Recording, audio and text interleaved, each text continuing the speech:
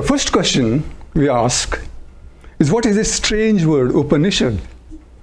And what does it mean? The word Upanishad is a Sanskrit word from two words, upa, meaning below, and nishat, meaning to sit. So it translates as sitting below or sitting at the feet. The implication of Upanishad is that when we are studying the Upanishads, we are in effect sitting at the feet of a very, very wise sage, receiving her wisdom and teaching gained over a period of time through deep meditation and self-discipline. In ancient India, it was a custom for teachers to take his pupils to a nearby forest or wood into a clearing, and she would sit at the foot of a tree and have her pupils sitting in front of her, and she would give her instructions and encourage the pupils to ask questions and encourage them to have discussions and debate the points of view and understanding. Of course, we then want to know what the Upanishads are all about. The Upanishads are spiritual texts, esoteric wisdom of different lengths. They were composed over a vast period of time. The number of Upanishads at present, to my counting, is about 112. They are of different lengths, and some Upanishads were composed as late as the 15th century AD. These later Upanishads are actually commentaries on the earlier ones to put forward the views of a particular school of thought or religious institution. The longest and perhaps the oldest Upanishads are the Brihad Aranyaka Upanishad and the Chandogya Upanishad. Both of these are over 100 verses long. The Isha Upanishad has only 18 verses, but it is considered the most important. The spirit of the Upanishads can be compared with that of the New Testament, in which we find the words, "I and my Father are one, and the kingdom of God is within you." Such a spirit is also found in the Old Testament Psalm number 82, where it is written, "You are gods, and all of you are the children of the Most High." The Upanishads have been interpreted in many, many ways. In this talk, I do it my way. When Prince Dara Shikoh, the eldest son of Emperor Shah Jahan, by the way, he is the bloke who ordered the building of the Taj Mahal, the Shah Jahan, the father. When Prince Dara Shikoh visited Kashmir in the year 1640, he first heard about the Upanishads. Now, Dara Shikoh was one of the few Mughal royal families, people who was interested in the Indian culture. The others were all trying to impose their Islamic views onto the indigenous population. He heard about the Upanishads, and he ordered some of them to be translated into Persian. 50 of these Upanishads were taken up and translated into Persian. The task took 17 years to complete. Then, the French Indologist Anquetil Duperron heard about this Persian translation, and he translated them into Latin. It was this Latin translation which the German philosopher Schopenhauer came across. And this is what Schopenhauer wrote. In this world, there is no study so beneficial and so elevating as that of the Hindu scriptures, the Upanishads. They have been the comfort of my life, and they will be the comfort of my death. Now, in the Indian scriptures, the Vedas, which are the oldest scriptures of Hinduism, we find a wonder of the beauties of nature and the adoration for such beauty. The songs in the Vedas contain praises for the gods who showered us with such beauties and riches. And they contain details of rituals and sacrifices that were to be made in thanksgiving for such bounty. But there is also a sense of oneness, because in the Vedas we find mention of a supreme God who above all the other minor gods. But now we find in the Upanishads a reaction against mere rituals and sacrifices and organized external religions. Instead, ideas from the Vedas were given an esoteric interpretation. For instance, in the Shvetashvara Upanishad, we find the following words. Of what use are the scriptures to anyone who does not know the spirit from which these scriptures come? Now, the sages who composed the Upanishads were intellectual giants, deep thinkers, and poets. They wished to find answers to life's fundamental questions. Questions such as, how did this universe come about? How do we humans fit into this picture? What happens to us when we discard our body? In this talk, I can only cover a very small selection of esoteric concepts that are put forward in the Upanishads.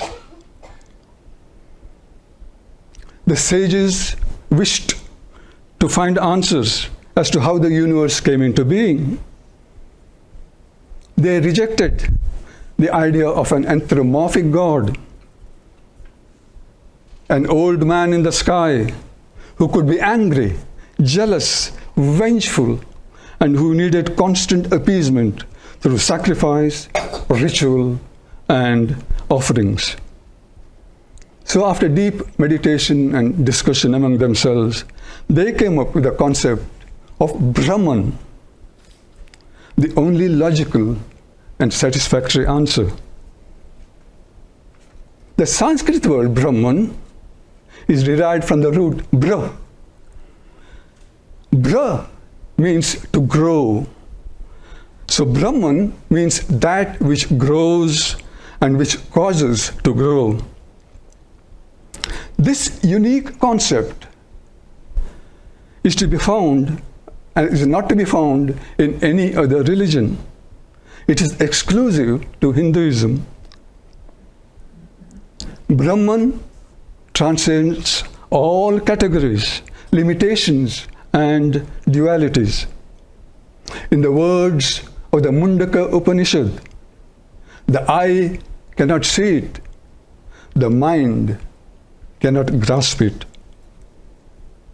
So Brahman is the essential building block, building material of all reality, the primeval substance from which all things proceed. Brahman does not create nothing or create from nothing, but from its own being. Brahman is the source, substance, and resting place of all reality. This concept fits in well with the first fundamental in Theosophy, which has been so eloquently described by our previous speakers. The next question the sages asked was, how did this universe come about from a Brahman without any form or attributes? How can something concrete come forth from something that is abstract? The Chandogya Upanishad uses poetic language to describe the concept. It says, Brahman willed, may I become many, may I be born. The Mundaka Upanishad uses analogy to describe as a spider throws out and indraws its thread, as from the earth herbs sprout out, as hairs spring from the body of a live human being, so also this universe becomes from the imperishable Brahman. And the analogy used was that Brahman dreamt to set a manifestation into existence and woke up to end it. Now the last analogy is rather good. As in our own dreams, we bring various places and diverse situations into existence and make them disappear when we wake up. So the idea that Brahman dreams manifestations into existence and vanishes them when it wakes up is not that far-fetched. Now, if Brahman is the source, the sustenance and resting place of everything in the universe, then we humans cannot be exempt from that. In other words, in essence, we are Brahman. Not only this, but everything in the universe is Brahman. The Upanishads use metaphors, analogies, and stories to explain these esoteric truths.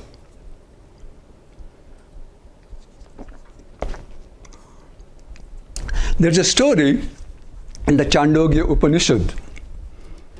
The sage Uddalaka wished to impart some wisdom to his young son Shvetaketu. So he calls his son and tells him to fetch a glass of water and some salt.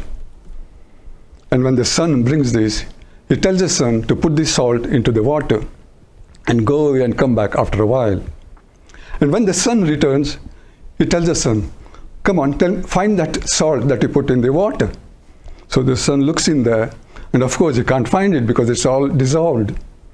Then Uddalaka tells him, just as we cannot see the salt, but it is present. Before that, what he tells is, ask the son to taste the water. And he asks him, how does the water taste? He said, it's salty.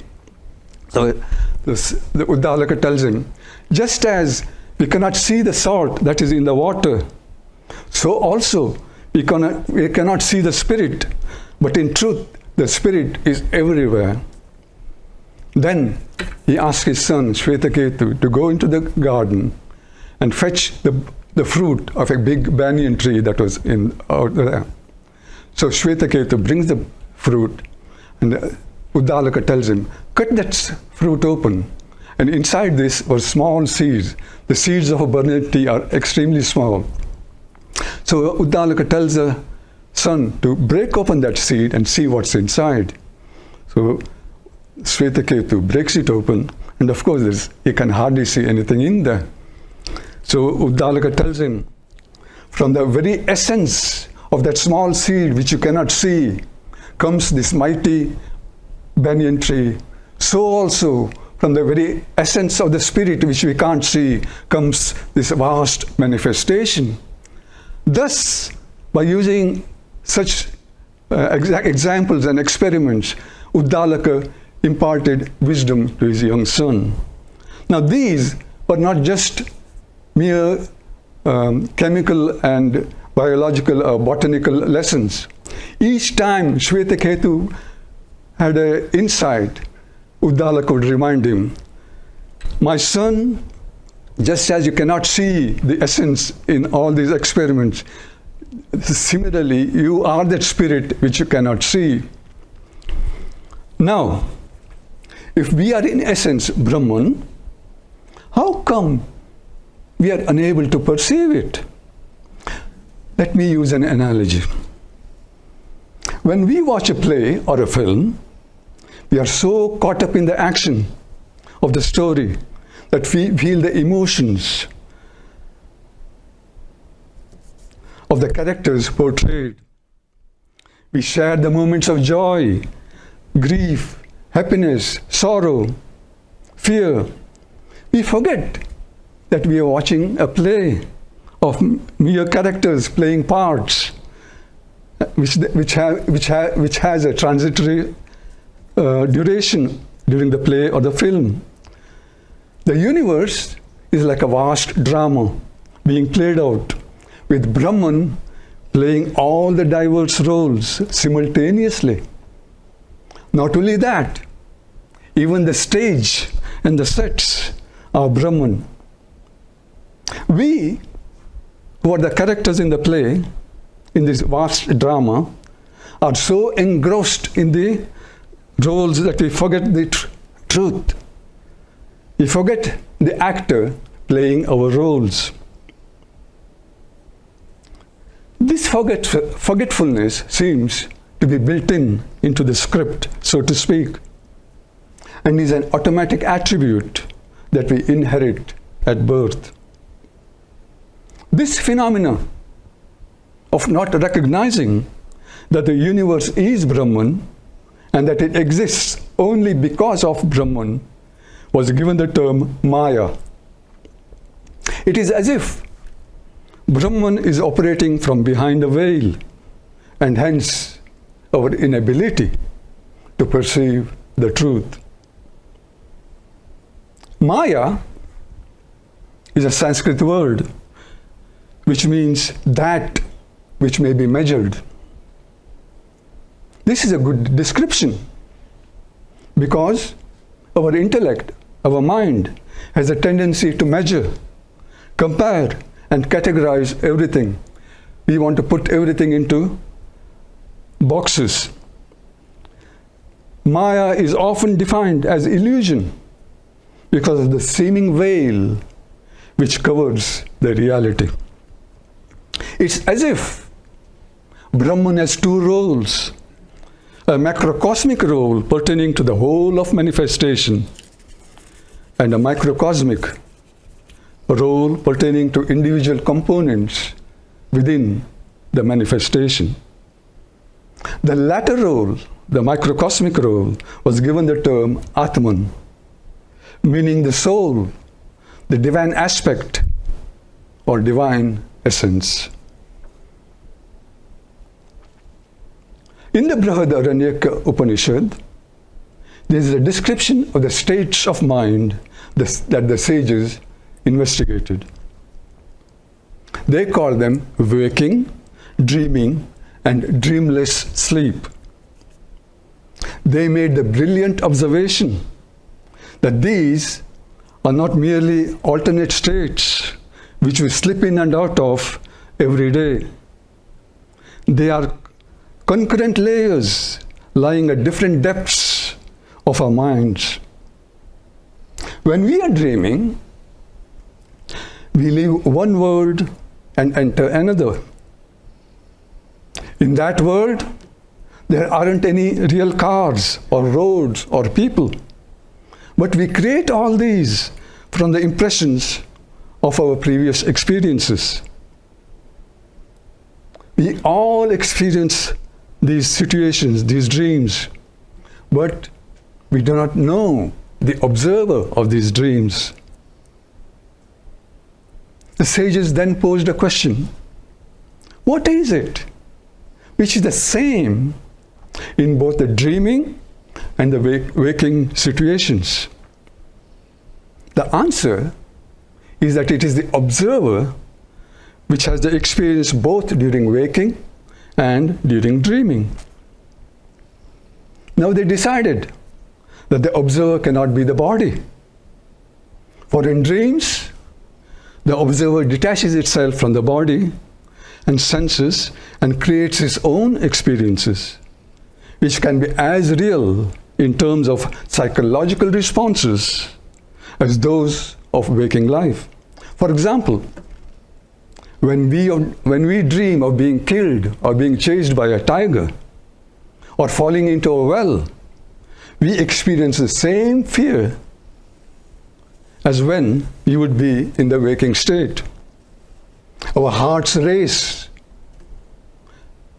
Stress hormones pour into our bodies. Our blood pressures rise, just as though the events were real. In other words, our experiences in dreams and waking are made of the same stuff. As far as the nervous system is concerned, both kinds of experiences are real. When we wake up from a dream, we do not pass from unreality to reality.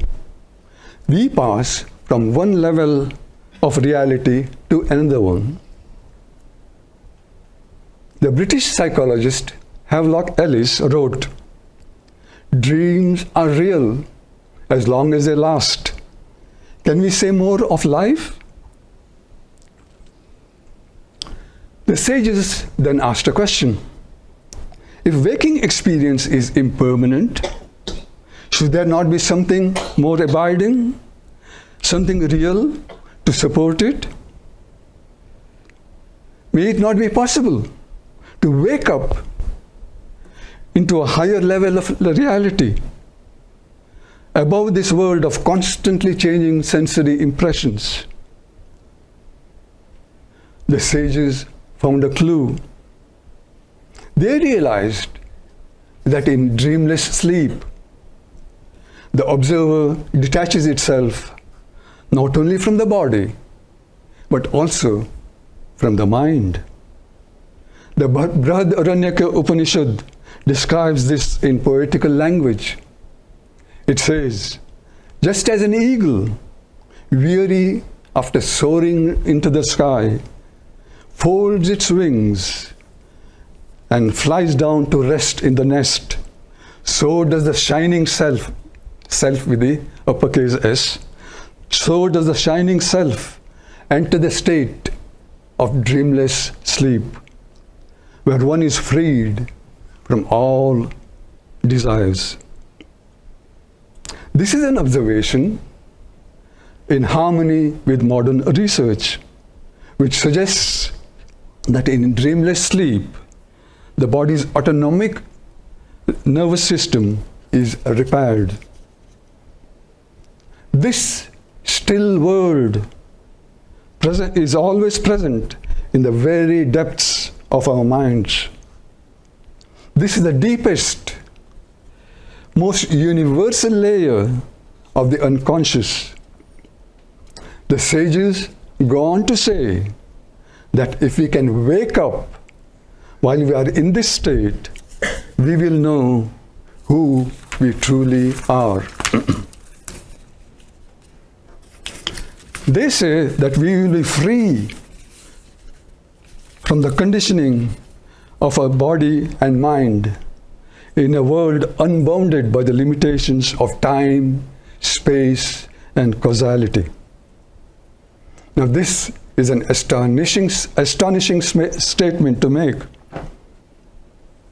The sages are claiming that it is possible to wake up in the very depths of the unconscious when thoughts have ceased. The statement seems far-fetched. Here, the Upanishads are similar to pages from ancient logbooks of early explorers who were recording journeys into uncharted territories. The sages were, of course, exploring uncharted inner worlds, inner territory. I wonder, when Sigmund Freud first wrote about his limited glimpses of the unconscious, if that also made strange reading. Yet, Freud's writings had made such an impact on Western civilization. The sages who mapped the mind many thousands of years ago, must rank with the greatest explorers of history. But then, what the sages described is dangerous territory. We know what forces can buffet us when we are dreaming, but these are merely foothills of the dark, treacherous ranges of the mind.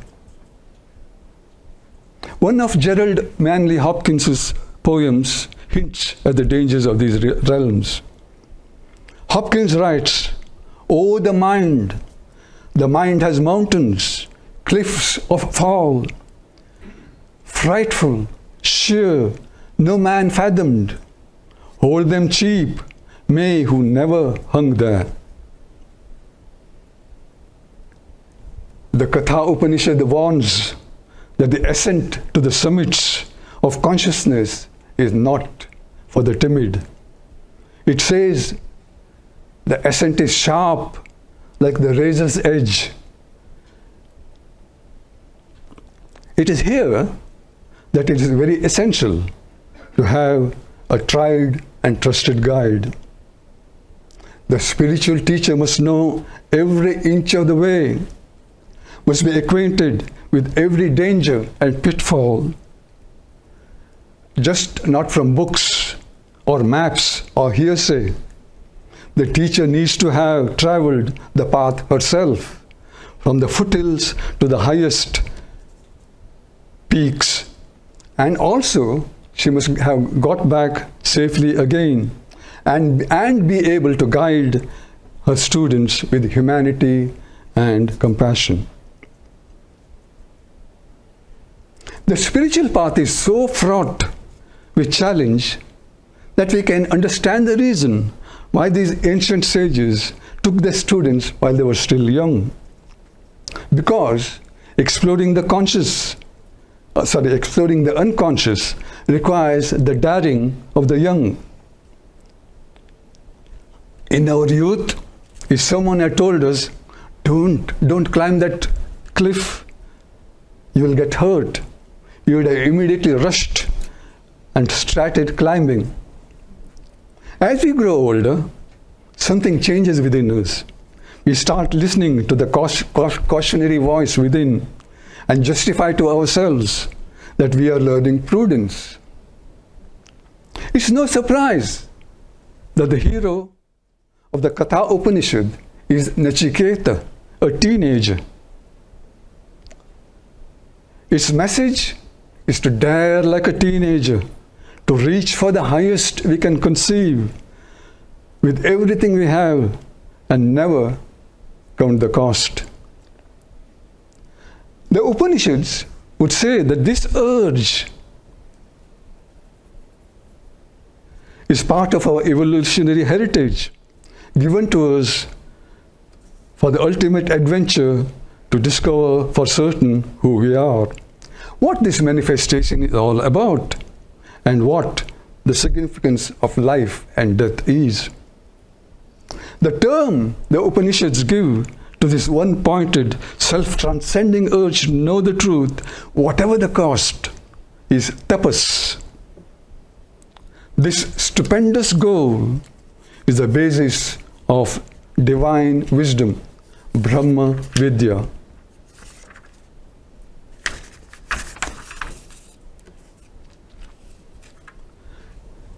The Taittiriya Upanishad states that we are composed of many layers: body, emotions, intellect, will, etc. Each layer is less physical than the one before. The sages also claim that the mind is not conscious, but merely an instrument of consciousness. So when awareness is withdrawn from the mind, we still remain aware. In profound meditation, for example, when awareness has been consolidated beyond the mind, only the awareness of I remains. Concentration becomes so profound that the mind process almost comes to a standstill. The sages describe this experience as Shanti, the peace that passeth understanding. At the end of every Upanishad is an invocation, Om Shanti, Shanti, Shantihi, which translates as Om, peace, peace, peace. It's a reminder of this sublime experience.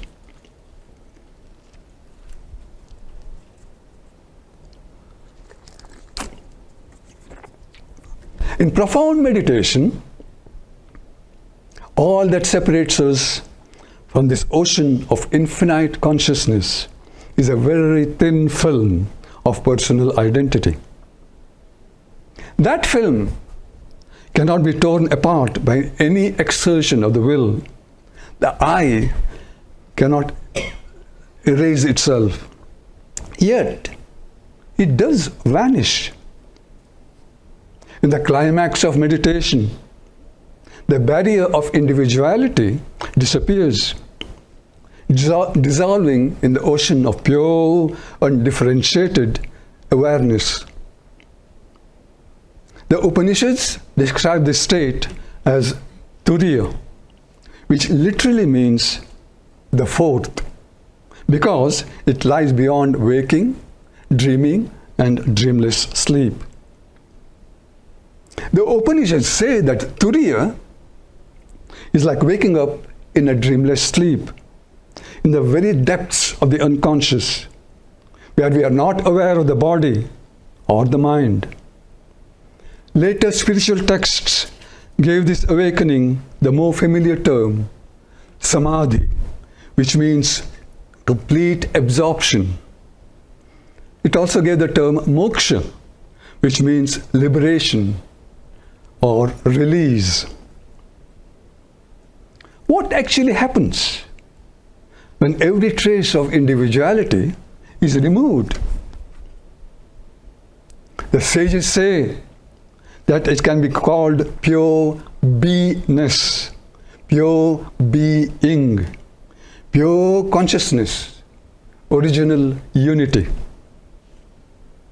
It is when this original unity is differentiated that manifested things acquire their names and forms. That unity is the essence of everything in this manifestation. The essence of galaxies, stars, planets, all the creatures on the earth, including humans. In fact, the essence of every power and form of life. This unity is the ground of our being, the very core of our personality. To this divine ground, the Upanishads gave the term Atman, the self, spelt with an uppercase S, to distinguish it from the individual personality. In this state, the self is seen to be one.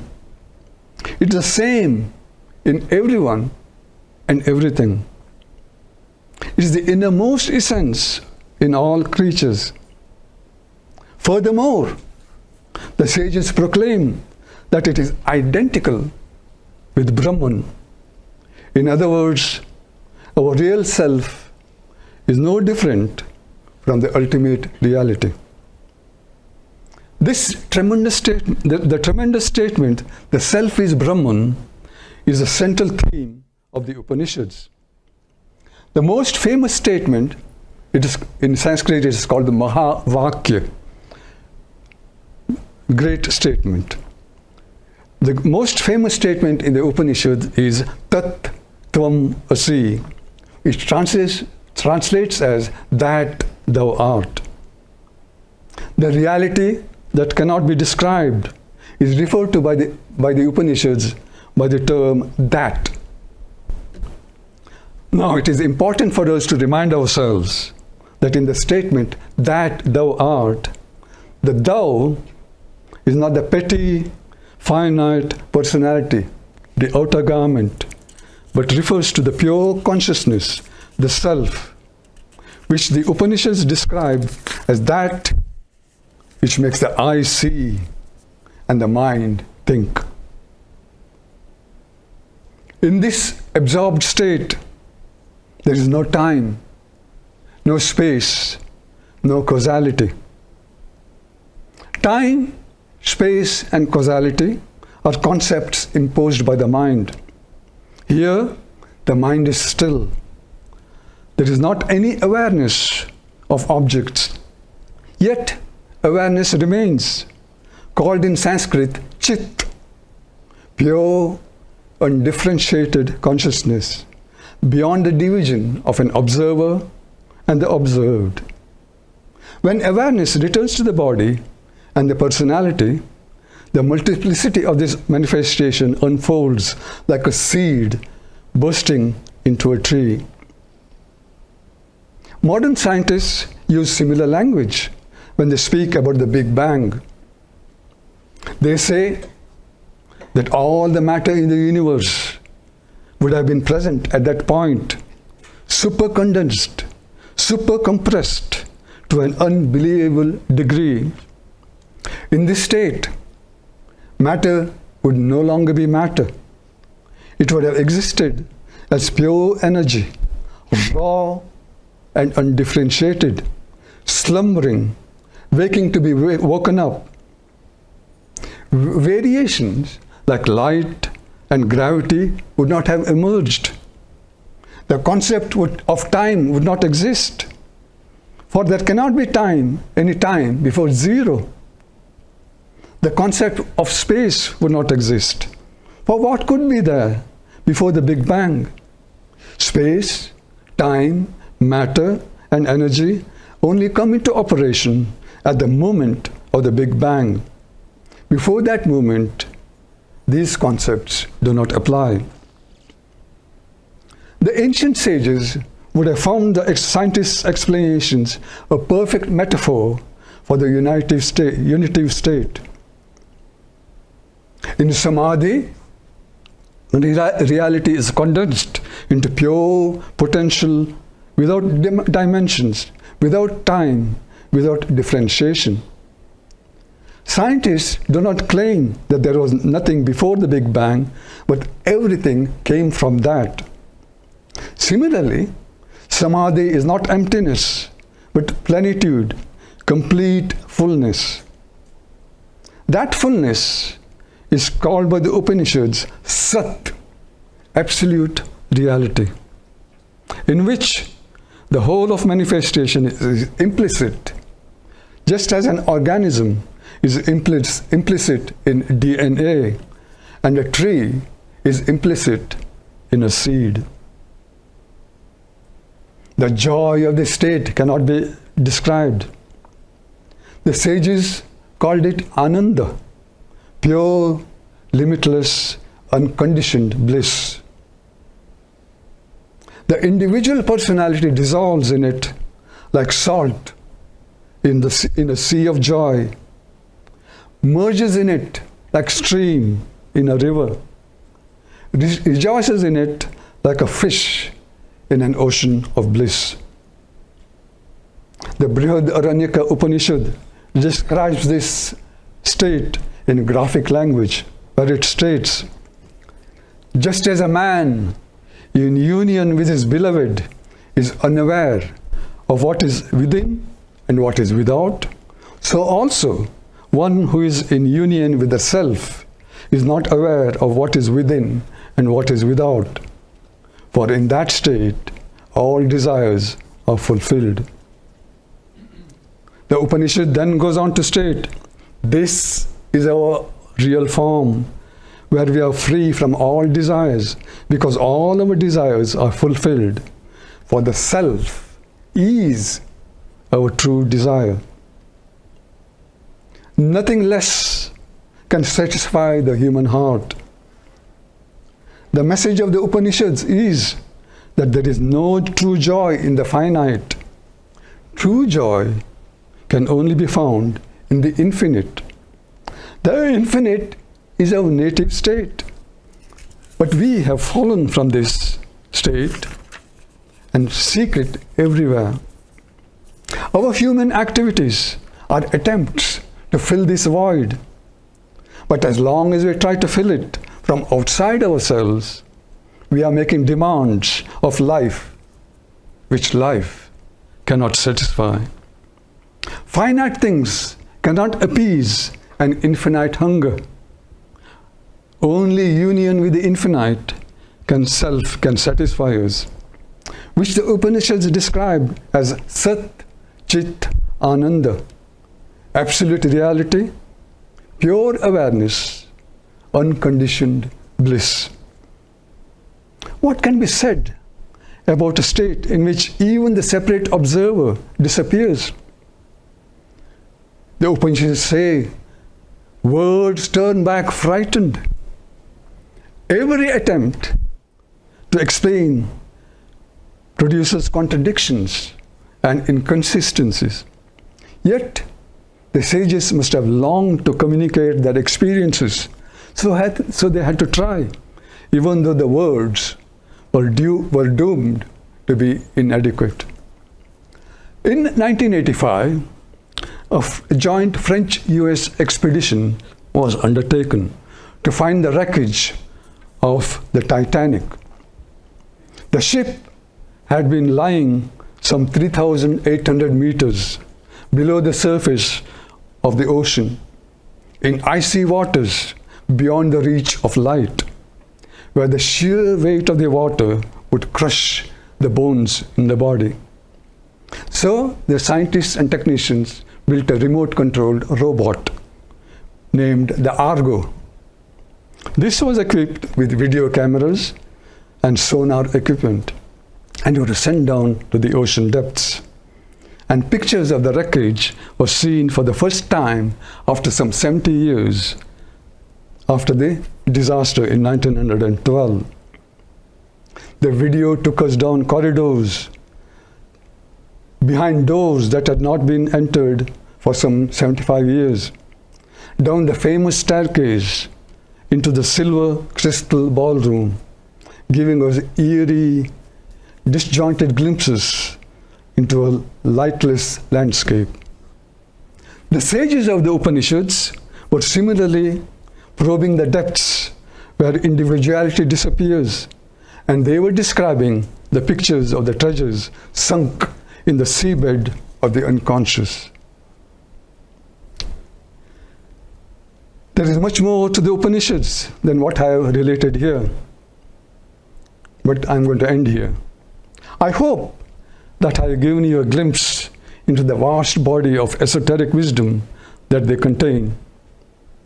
I will end by saying that the principal message of the Upanishads, of course, is that the spirit can only be known through direct union with the spirit and not through mere head learning.